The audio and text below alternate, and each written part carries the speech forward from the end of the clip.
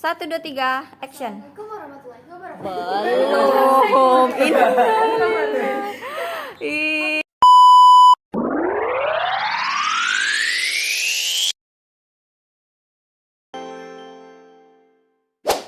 Assalamualaikum warahmatullahi wabarakatuh. Hai semuanya. Hai. Kembali lagi di Jendela Ilmu Podcast. Jadi pada edisi spesial kali ini, aku dan teman-teman bakalan membahas tentang istilah brand root. Nah, sebelum kita lanjut ke pembahasan, perkenalan diri dulu nih. Di sini aku Vina sebagai host podcast pada hari ini dan narasumber kita ada. Halo semuanya, saya Filiana Tali dari kelas 11-3 nih. Hai semuanya, saya Raisa Atayano Rafid Skrilianto dari kelas 10-9.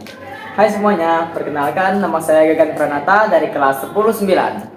Nah, jadi sebelum kita lanjut ke podcast nih, aku bakalan ngejelasin apa itu brand root. Jadi brand root itu merujuk pada berkurangnya kemampuan otak akibat keseringan menonton video-video receh yang berkualitas rendah.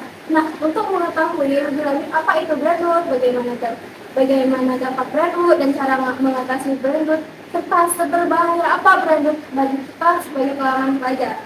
Nah, aku mulai dari pertanyaan yang pertama. Apa sih penyebab utama dari brand root dan siapa saja yang rawan terpapar dari brand root? Oke, bisa dimulai dari siapa dulu nih? Oke, dari Gagan. Penyebab utama dari brand root yaitu kurangnya aktivitas pembelajaran seperti membaca, merangkum, dan menulis. Dan siapa saja orang yang biasa terkena, pelajar, remaja, maupun orang yang sering menggunakan teknologi digital.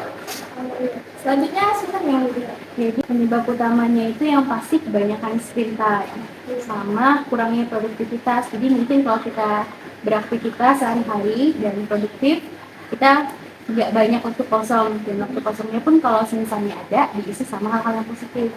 Dan untuk orang-orang yang rawan terkena brand rot itu menurut aku semua kalangan mungkin bisa aja terkena. Karena sekarang ini semuanya ada pada pegang handphone kan, dan itu memang salah satu penyebab utamanya.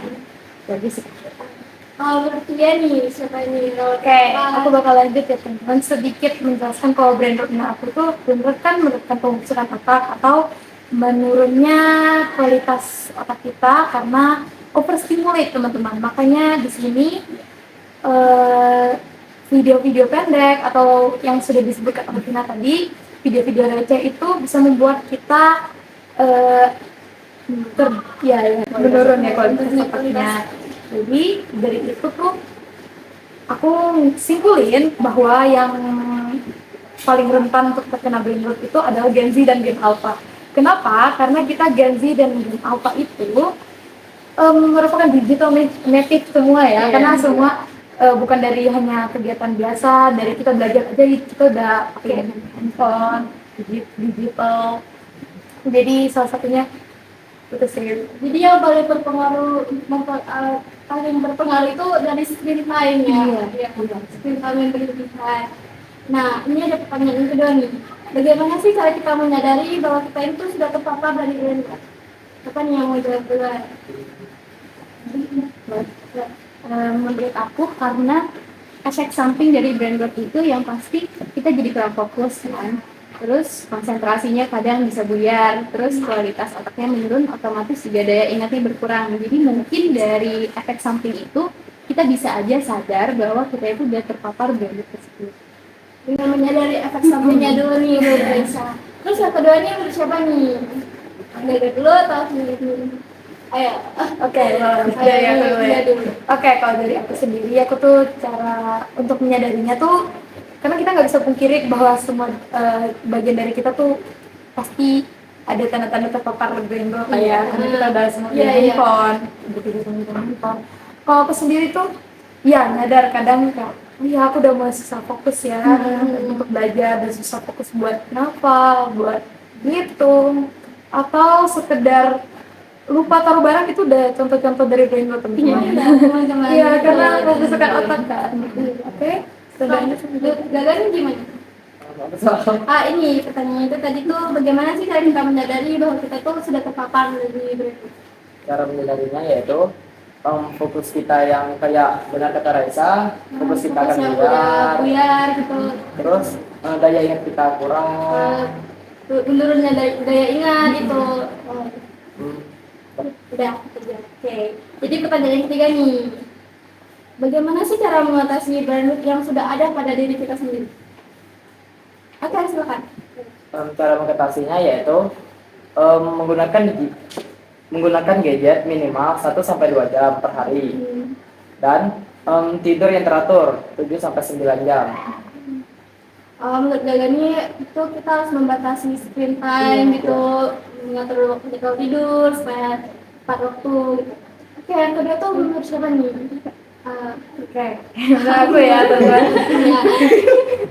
Jadi kalau menurut aku pastinya yaitu membatasi screen time, tapi kalau untuk 1 sampai 2 jam tampaknya kalau untuk saya sendiri, saya pribadi belum sanggup ya kan sesingkat itu, karena dari komunikasi, belajar, materi belajar apapun itu udah dari handphone, dari tab. Setelah itu mungkin tadi cara mencegah burnout kan. Oke, cara mengatasinya pasti kayak udah dijelasin Rasa bahwa produktivitas itu mempengaruhi burnout teman-teman. Bukan dari aktivitasnya yang membantu memulihkan otak kita, tapi karena kita menghindari screen time karena kita produktif kan, makanya kita bisa ikut organisasi atau kita bisa hobi. Kalau kebetulan hobi kita tuh kayak gambar. Kalau Rara ini main alat musik teman-teman. Oke, selanjutnya jadi untuk mengatasinya balik lagi kayak kata Kak Filia tadi, memang kalau kita meningkatkan produktivitas, jadi kita bisa mengurangi screen time kita, dan kebetulan juga hobi tadi yang dibilang sama Kak Filia bisa membantu. Mungkin screen time itu bisa membantu kita juga searching referensi apa aja sih yang pengen kita lakuin buat meningkatkan produktivitas kita. Udah kurang lebih gitu. Oke, ini tuh pertanyaan keempat nih. Apa sih akibat kedepannya jika brain rot pada diri kita tidak di atas? Apa akibat? Mulai dari siapa dulu nih? Boleh ada aku lah ya.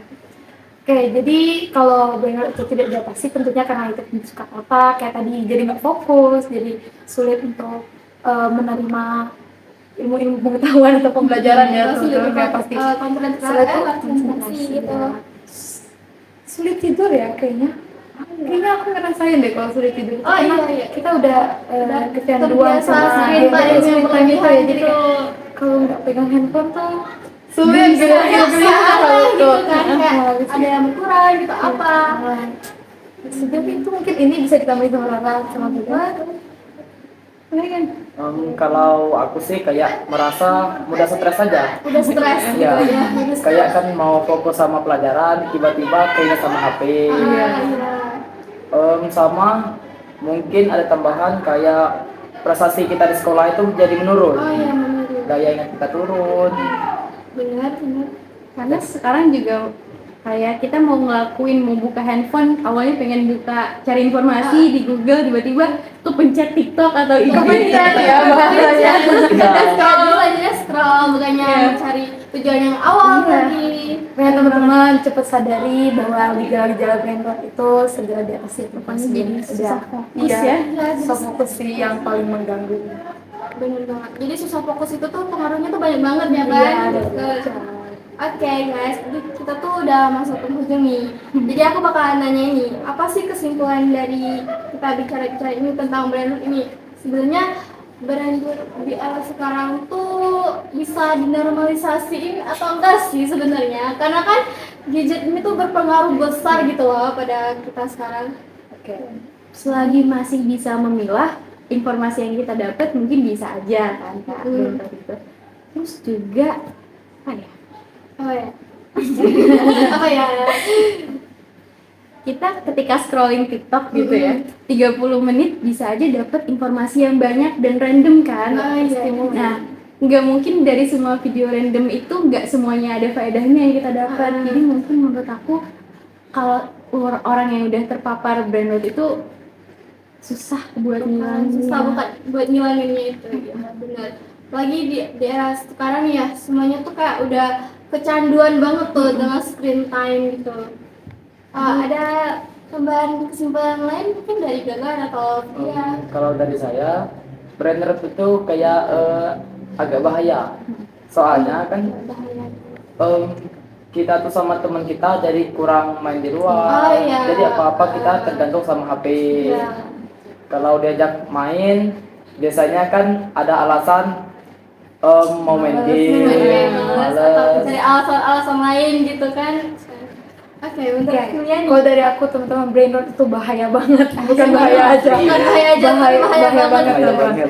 Karena brain rot itu kita overstimulate otaknya, jadi kita capek juga, sering capek ya itu gak fokus tadi. Karena brain rot itu sebenarnya itu ada kegagalan cara berpikir ya, fungsi otak gitu. Jadi kalau bisa ya dicegah dan cepat sadari Iya, kita menyadari itu ya, gejala-gejala teman-teman. brain rot Iya. ini teman-teman.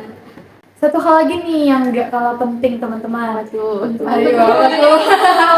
Oke, jadi ketika kita scroll handphone yang bisa jadi faktor utama brain rot itu sendiri, kita tuh lupa bergerak tuh. Sadar nggak? Iya, Iya nggak? kayak mager gitu. Ya scroll handphone, jari yang bergerak, jempol doang yang berotot. Nah itu hal yang kalau penting itu adalah olahraga tuh. Oh iya. Siapa di sini yang suka olahraga? Mungkin dari Gagan, olahraga apa Gan? Kalau dari saya olahraga pingpong sama jogging dikit-dikit. Dikit-dikit. Rara? Dikit. Kalau kebetulan jarang olahraga. Iya. Sekali mata pelajaran. Olahraga itu tuh penting banget gitu kan untuk olahraga juga bisa kayak mengatasi stres daripada kita screen time yang berlebihan. Lebih baik waktu itu kita pergunain, kalau ada waktu itu kita pergunain olahraga ya kan. Olahraga kita keluar, teman-teman, melihat sekitar kondisi realitas hidup. Jadi nggak cuman terjebak di media sosial, teman. Oke, ada lagi Vina? Udah nggak ada lagi nih Kak. Udah nggak ada. Oke, penutupan nih. Oke, nggak terasa kita udah di penghujung acara nih guys. Jadi aku mau ngucapin terima kasih banyak nih untuk kepada teman-teman narasumber kita pada hari Terima ini. kasih. Udah Seru banget ini. Oh my god, terima kasih ya kakak-kakak semua. Terima kasih. Oke guys, jangan lupa saksikan podcast Jendil selanjutnya. Jangan lupa follow semua media sosial perpustakaan Jendela Ilmu. Oke, Jendil Jendil, Jendela Ilmu Podcast. Dadah.